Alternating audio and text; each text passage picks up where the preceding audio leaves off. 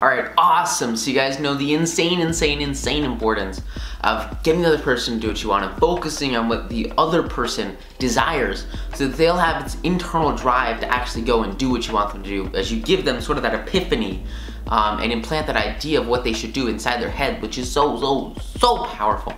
What I want to do now is sort of get into how to actually do that, on a one-on-one implementation level. We're going to walk through an example letter and then look at the impact and the huge prolific takeaways you can get from this example, which is super powerful. Let's go over to the computer. Let's make it happen. Okay, cool. So this is one of Dale Carnegie's students, and he's sending this letter to Azaragas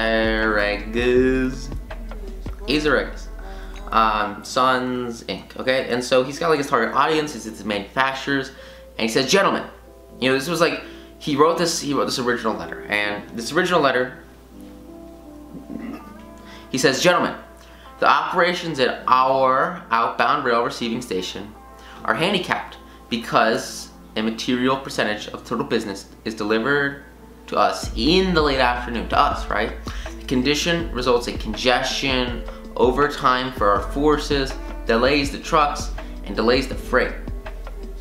On November 10th, you guys sent us a whole bunch of crap, and we got it here at about 4:20. We kindly ask that you send it earlier in the day because you have such a huge amount of freight that it clogs up all of our people, and it makes them get stuck, and it messes up our trucking. The advantage that would accrue to you under such an arrangement would be more expeditious discharge of your trucks and assurance that your business would go forward on the date of its receipt. So for the whole beginning part of the letter, he's focusing on himself, he's focusing on his company, he's focusing on his workers, and then at the very end, he's like, this is your benefit. And he realizes this is really bad. And this is basically the opposite of what he wants to do. And so he goes through Dale's course and he's like, okay, well maybe, this letter had the reverse effect of which was intended, because it described his own interests at first, which is very bad. And then talked about what the other person actually benefited at the end, which is the opposite, right? This person might not even make it to the end of the letter if they don't see a reason why they should get sucked in to care about themselves at the beginning, right? So if you want a really good hook, if you want to really get somebody into a story, get someone into your message, all you have to do is show them a benefit that they will receive by reading it. And sometimes it's a headline, right? 7 top benefits that you'll get from blah blah blah, or to how to do something without something, right? This idea that you want to give others benefits, you want to give them value before they even start, so that they'll be inclined to go ahead and finish whatever that process is, whatever that article is, doesn't matter, right? That's sort of exactly what they say here. The request cooperation without any thoughts as to whether it would actually inconvenience the guys that he's trying to work with. He doesn't even care, right? And just a very small amount of that text is actually talking about the benefit to them. So, in other words, the most important part is mentioned last. And the whole effect just kind of pisses people off. You might be thinking, okay, well why don't we just save the best for last? Don't save the best for last! Start with the best. You look at action movies. Where do action movies start? They start with huge freaking fight scenes to hook you in. Some of them literally have a scene 3/4 to the end of the movie, at the conclusion of the movie, and they just copy paste it into the beginning of the movie. Why? Because you start with your best material every single time, no matter what. They're pretty pressured for time. Maybe they won't read this letter if they don't see a benefit to themselves.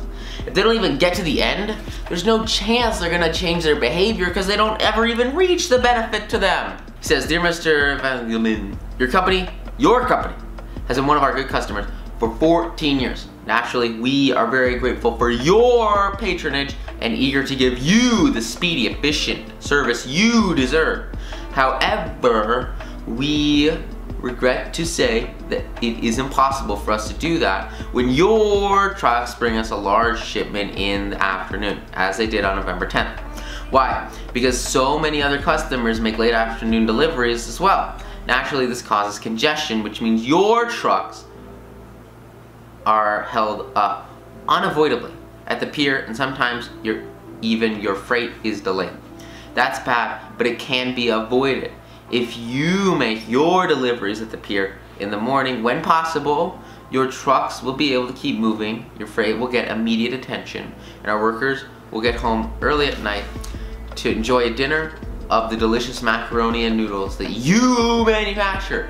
He focuses on macaroni and noodles because that's what they care about. That's what they're passionate about. That's what they want to talk about and they desire. Regardless of when your shipments arrive, we shall always cheerfully do all in our power to serve you promptly. He cares, but not that much. He's put his request out there, and he cares about it, but not that much. And which one of those letters do you think works better? You think it's the one where he talks about himself and his company and his staff? Or do you think it's the one where he spends like the whole first 90% of it talking like up this guy's butt, saying how he's the coolest guy ever, praising, benefiting?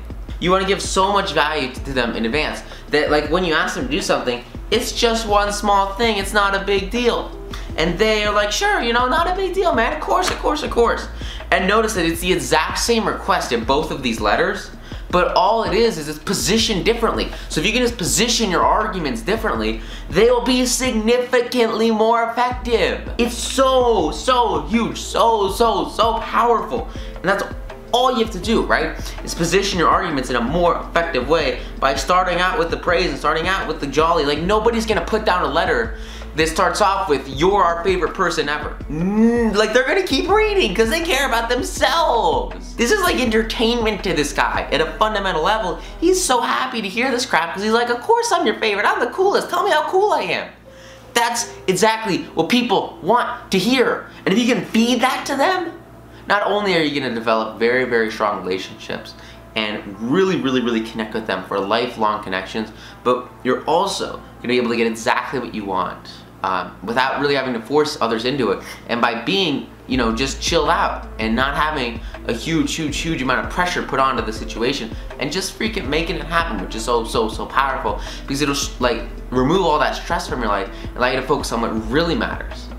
Instead of wasting your time on boring, bad business arguments or just getting stressed out over crap that does not matter. Just a really great way to reword that letter.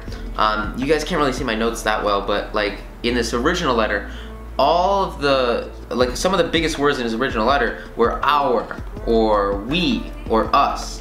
And they were like all over the place. And you guys can see this on page 38 of your copy of this book, right?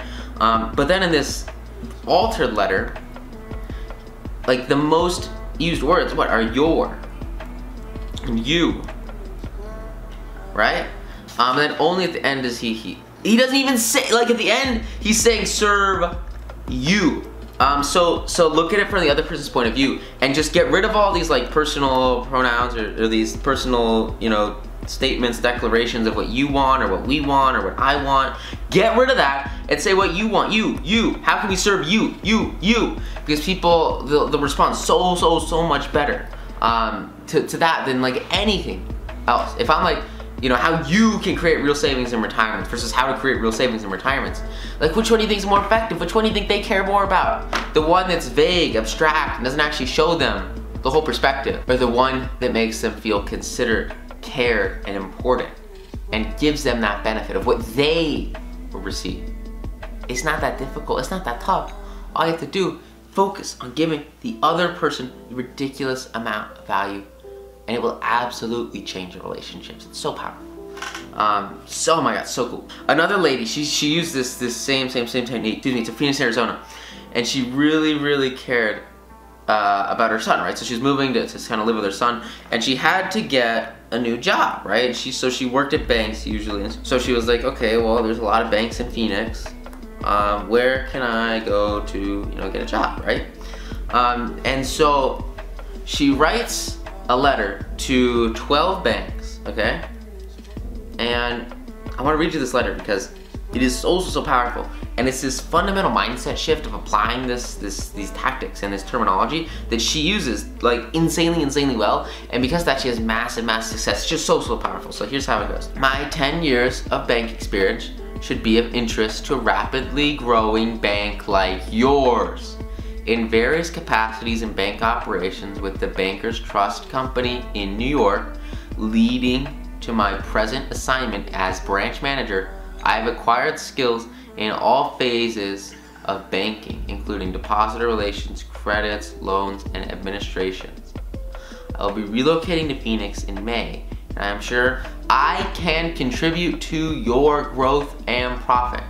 I will be in Phoenix the week of April 3rd and would appreciate the opportunity to show you how I can help your bank meet its goal. Focuses on what these guys want. She says, look, I can help you get money. I can help you make money. I can help you succeed. I can help you reach your goals. I'm a really good branch manager. You guys should hire me.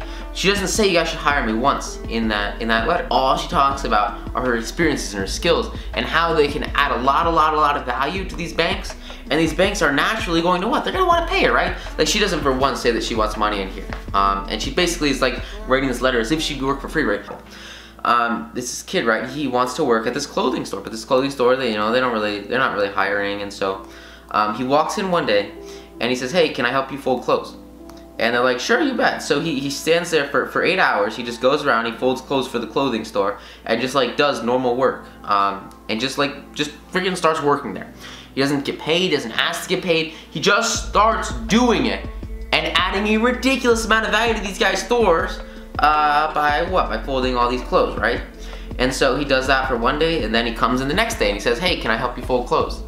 Does the same thing for 8 hours. As he walks out the door, they call him aside and they say, hey, dude, do you want a job? And he's like, sure. And he's like, okay, cool, we'll start paying you and we'll pay you retroactively for those 2 days that you worked, which was super nice. He didn't get the job by going in through the normal route, by going through the application, because they weren't hiring, right? What did he do? He went in and he freaking did it, and he gave a insane amount of value to that relationship, to that connection, and to that potential employment that fundamentally shifted his whole proposition for that job, because he's focusing on what the other people want. He's focusing on what the owners of the store want, focusing on what the managers want. They want these clothes folded, so he folded the clothes for them.